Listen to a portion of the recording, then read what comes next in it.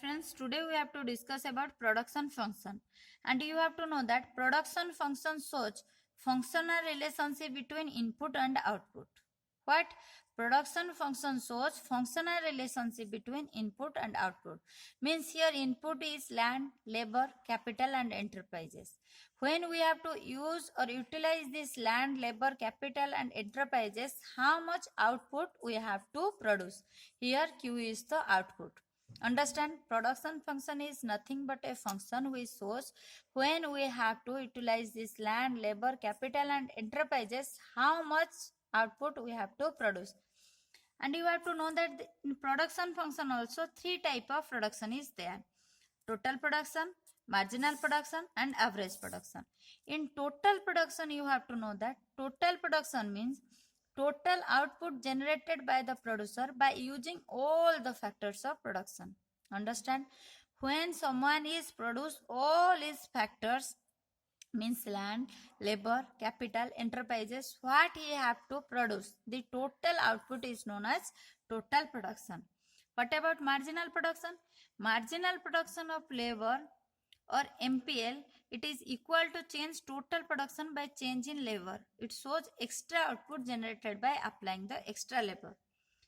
पहले मैं बोली टोटल प्रोडक्शन क्या है, हमारे पास जितने भी इनपुट है उसको हम यूटिलाइज करके जितना आउटपुट निकालते हैं वो है टोटल प्रोडक्शन. मेरे पास 2 लेबर है, 1 एकड़ जमीन है, उससे यूटिलाइज करके जितना प्रोड्यूस किया, मतलब 4 बस्ता है और 4 क्विंटल राइस मैंने प्रोड्यूस किया, वो मेरे टोटल प्रोडक्शन है. मार्जिनल प्रोडक्शन का मतलब है 1 हेक्टर जमीन है, उसमें मैं क्या किया, 2 लेबर लगाती थी, अब 3 लेबर लगा ली. I have to add 1 labor extra. When I have to add 1 more labor extra, what about change of my output? If my output increases or decreases, this is the marginal production.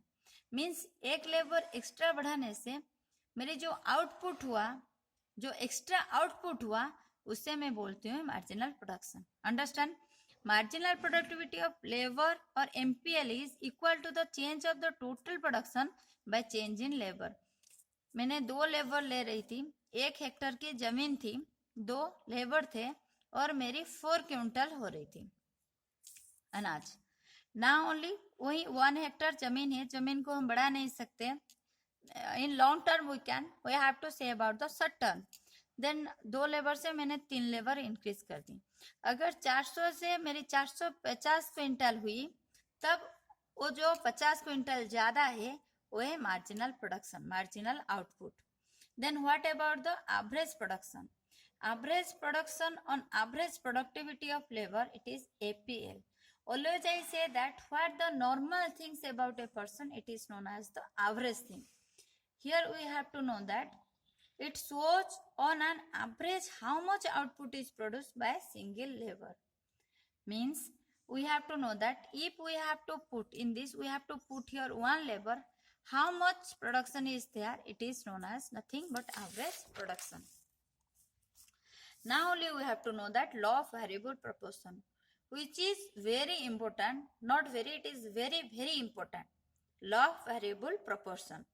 It also called as law of returns to factor. Remember it, law of variable proportion is also called as law of returns to factor. Then second, it is a short run concept where some factors are fixed and some factors are variable. You have to know that, I have to say that before I discussion I said that land is, in long run you can extend the land, you can make it variable, but short run land is became fixed. So you have to know that it is a short run concept where some factors are fixed and some factors are variable. We are considering 2 factors, that is land and labor. We have to take an example to explain the law of variable proportion. We have to take 2 factors, one is land, one is labor, where land is constant and fixed factor and labor is a variable factor. If you understand this diagram, means you have to understand the whole law of variable proportion. Now only I have to say that in x-axis it shows labor, in y-axis it shows output, means total productivity, maybe average productivity, maybe marginal productivity. Not maybe. In this side, we have to show the three: total productivity, average productivity, and marginal productivity. First, see here. Here, three stages there: stage 1, stage 2, stage 3. In stage 1, you have to see that in stage 1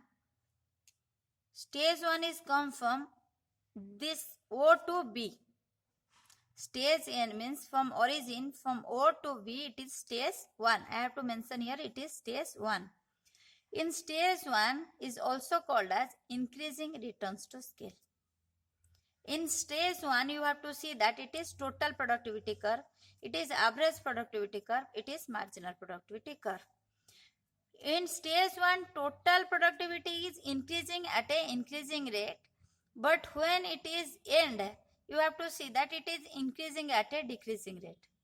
For total productivity, it is increasing at an increasing rate, but when it ends, this total productivity increasing at a decreasing rate. What about marginal productivity? It increases its maximum. Now only if you see the empiric curve, it is maximum here. Here you have to see that it became maximum and then started falling. From here it is started falling.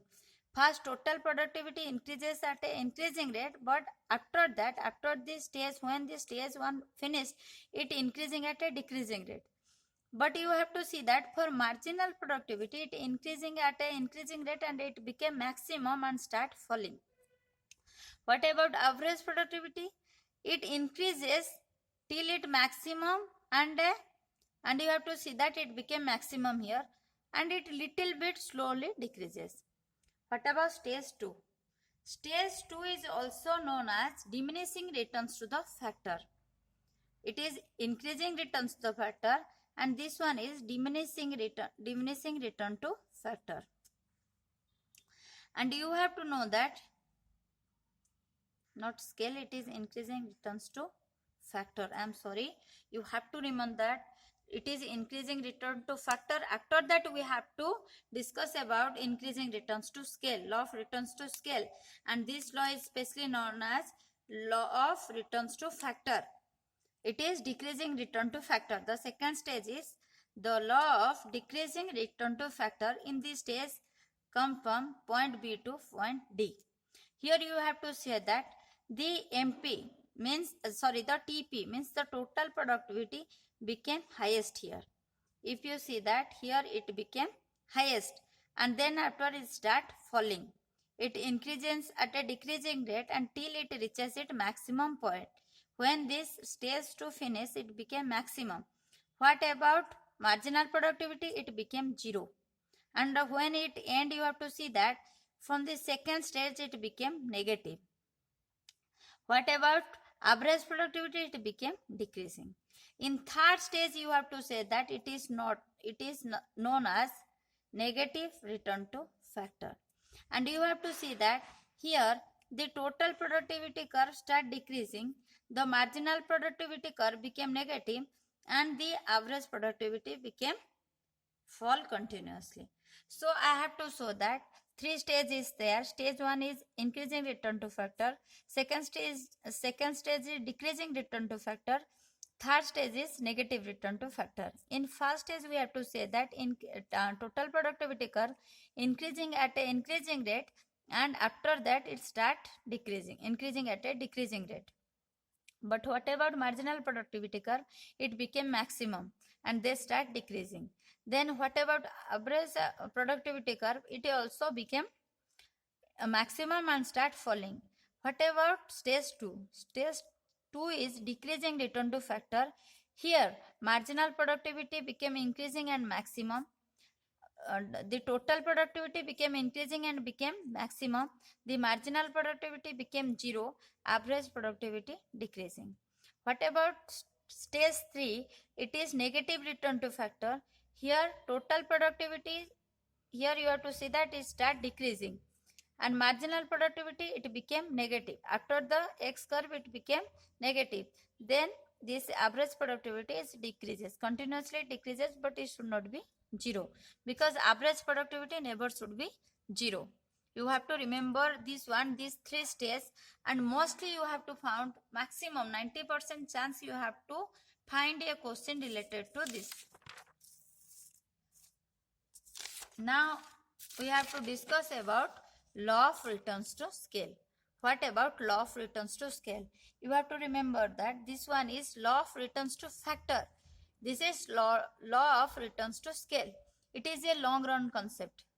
Law of returns to factor is a short run concept where some factors are became fixed and some factors are became variable.